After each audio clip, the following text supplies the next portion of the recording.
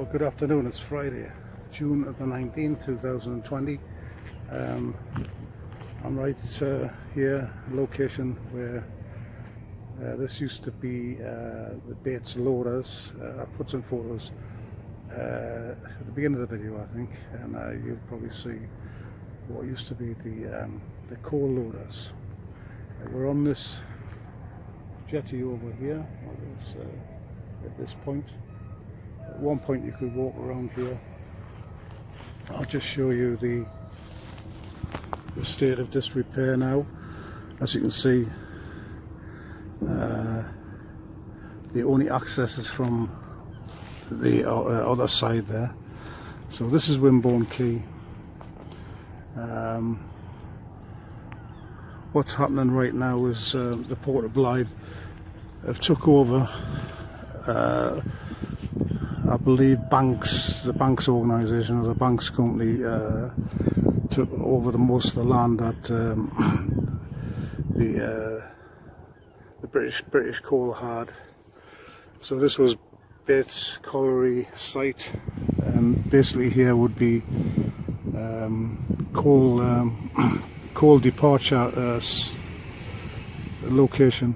So coal would be stockpiled here and loaded onto ships, on the colliers as they call them, shipped out to various parts of the UK and Ireland, etc., and Scotland, of course.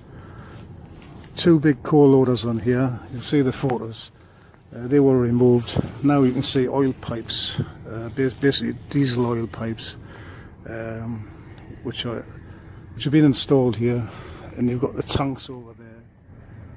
And this is just now a facility to refuel vessels. So the Port of Blyth purchased this land, Wimborne Quay extension. It's this part of it is going to be called, I believe, Bates Quay or whatever. And the steel tubes there, as you can see, a pile of steel tubes lying around, and these are piles. And you can see the pile driver there. And it's been making an almighty noise because of the north and easterly winds. The noise of driving these piles in, that pile driver there, junction pile driver, as it's called, making an almighty din, and the noise travelling across the town centre. Over here used to be Hughes Polcos, where the ship breakers was, so they would dismantle ships in the past, and steam engines, steam trains, that kind of thing. Very busy back then. Port of Blyth had got this land as well, over there, and most of this area now is just in disrepair. These jetties aren't used, as you can see, completely collapsed. Not very good at all.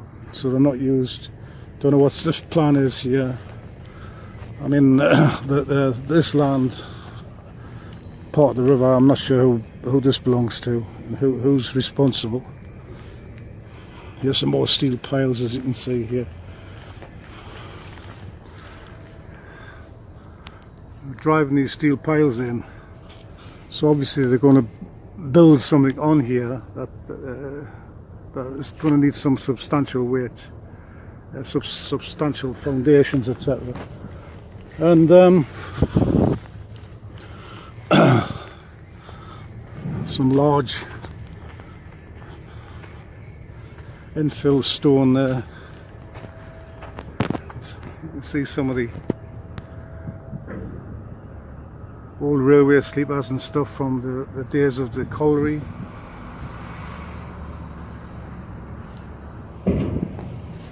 That's the kind of work that's gone on here. Port of Blyth bought all this from the Banks organisation. It used to be the coal board, etc. And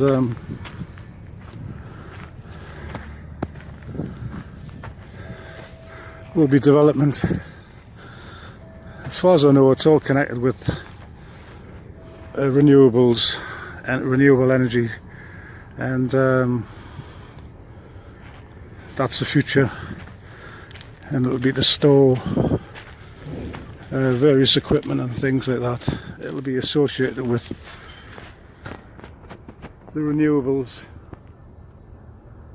and offshore wind farm installations. So here's another jetty. You can just see the disrepair here. Quite a mess. Quite close to bollards. You see the steel bollards there, and inside the steel is concrete. So that's quite long lasting, that. And I mean, they've got to be built quite substantial. Massive foundations down below, because you're mooring quite big vessels down here at the time. There's like coal colliers, you know. They're quite, and when they're loaded with coal, they're quite heavy. So to moor ships like that, you need substantial bollards. And it's just a damn shame, you know, the disrepair. Have a closer look. Just walking down here, you can see some of the evidence in the ground there. Kind of like, I'll just have a look at that. There you go. Like bits of coal. That's probably the only remnants or evidence of coal. Some rat holes and things like that. But you see some of the coal from the days of the colliery, the Bates pit. Okay, you can see the state of this. What used to be kind of like barrier, and you can see the erosion here. So even we're quite a way out from the sea, but the river systems, you know, take more and more water over the years. So river levels are rising as well, and you can see some of the erosion here.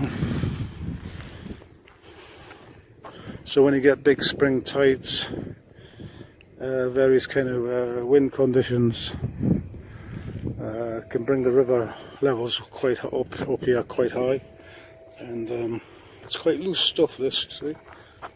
Loose. Well, it's easily washed away. Probably some more rats under there and things like that. And see more evidence of the spoil from the pits and bits of coal and stuff in there. So you got a better idea of the erosion. Where, I mean, this way where the river would really come up past here. In the past, the river wouldn't really come past here. But in big spring tides and kind of the right kind of wind conditions combined with the spring tides, you could get the river levels coming to this point here. And that's quite alarming. So the responsibility of this area needs to be addressed, really, because I mean, if the Port of Blyth are spending millions of pounds on developing this site at the back, surely they need to protect it with sea defences, etc. Well, river defences, you know. So you see more of the disrepair, and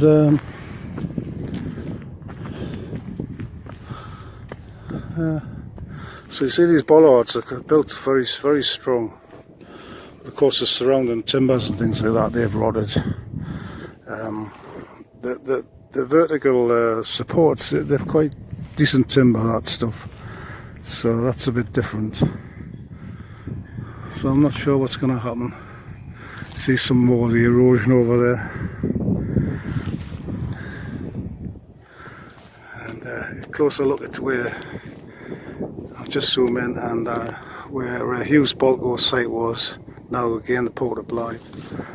And the Port of Blyth taking over quite a lot of land up and down the river and parts of the harbour.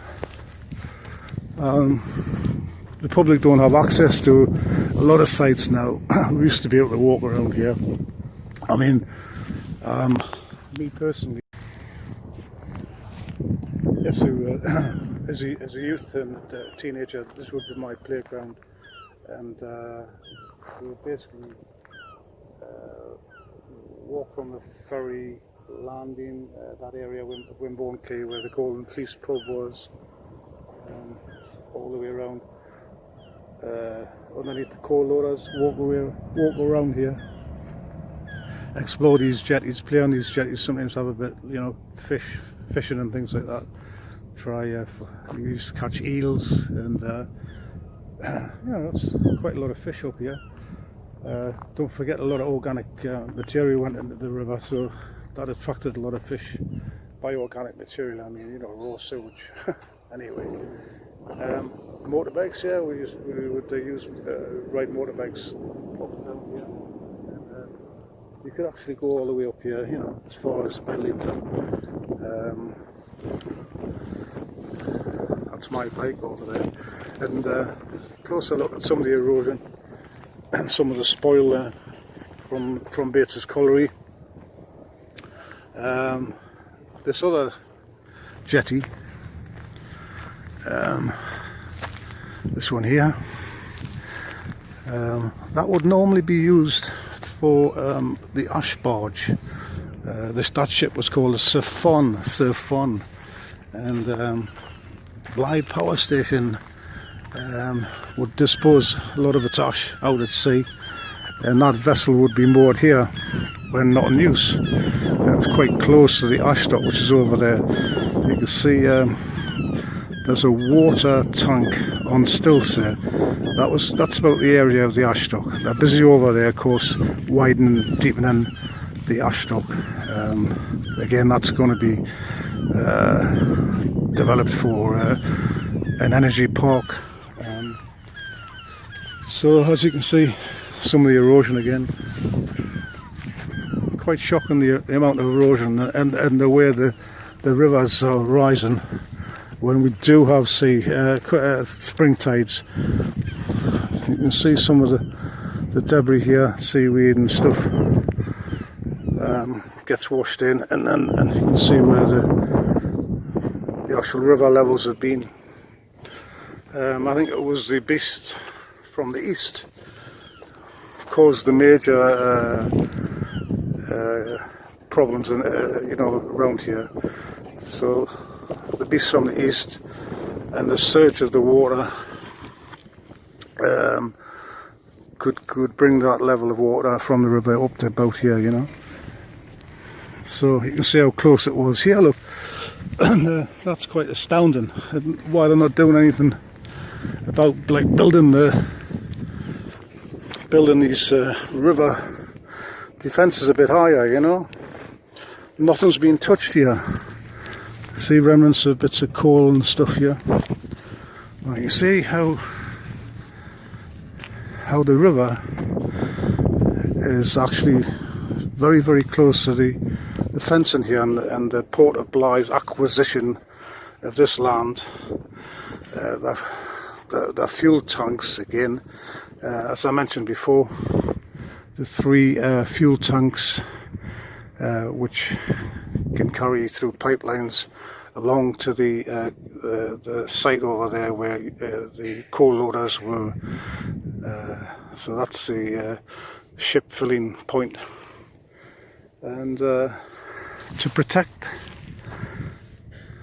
this acquisition for the port, you know, the Port of Blyth board, the fencing, you can see the fencing's been eroded. There's not much holding that back. There's some subsidence, etc. You can see the river is getting as close as here, look, so very close. Yeah, that's amazing. Right, well, look at this jetty. So you would walk along here onto the jetty and get up here, and along you went, and then you can see the state of it. And you know, hasn't been used for many years. Well, put it this way, they stopped dumping or disposing ash out at sea. Might have been in the 80s, the end of the 1980s, when new legislation came into being, because of the effects of toxic waste and regulations that prohibited toxic waste being dumped out at sea, and that included ash from spent ash from power stations.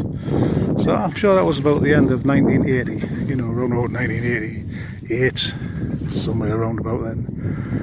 And certainly by 1990, lots of new legislation came into power, and European rules, etc. So at this point, 2 jetties here, and then the coal loaders over there. Nothing here now. We won't be able to moor ships here now, you know, that's for sure. Again, some of the erosion. But back there, you've seen evidence there how close it was to the fence. You can see some of this, how this is brought up. This was some of the river defences here, down here. Concrete slabs, as it were, in the water at an angle. And of course you can see how this has been over the years, you know, just wear and tear, etc. Cracks appear and stuff, and it just bits break away, and you know, you're talking about I don't know, you know, close on 75, 80 years here of all concrete, and it hasn't been really repaired, so that's quite shocking. So closer look at the fuel tanks there. Again, at the upper side of this land, at the port of Blyth, the boat. Again, coal would be removed from the pit, come down here, loaded onto ships. 2 coal loaders. A massive amount of coal would be filled, you know. They possibly filled 2 or 3 ships a day. Also, you had a rail link, so you had a railway line up along here, and coal would be loaded into tubs, and coal would be loaded into tubs, and then that went by rail to various parts of the UK. Also by road, so you had wagons came in further down here. There was a bridge system, so wagons would be filled with coal. Wagons of coal would be taken away up and down the UK, Scotland, etc. So very, very busy, and a lot of land. So a massive amount of land here. Over there's the back of the school, I think you can just see the back of the Morpeth Road School, the new school at the belt.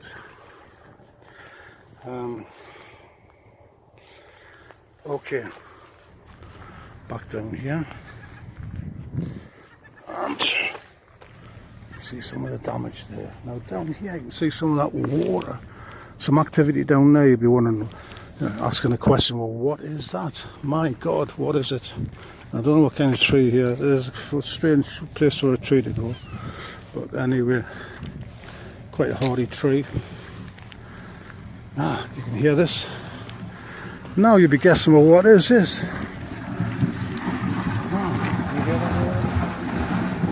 Hear the gush of water? Well, what this is the outlet from the Bates water treatment system, where you have, over here, you've got 4 reed ponds, as it were, and oxygenation reeds work on the mine water, which is pumped up, and this is the outlet. The clean water comes through here, through culverts, and then out into the river. So this is the point where it enters the river. It's quite a lot of mine water. Of course, mine water is just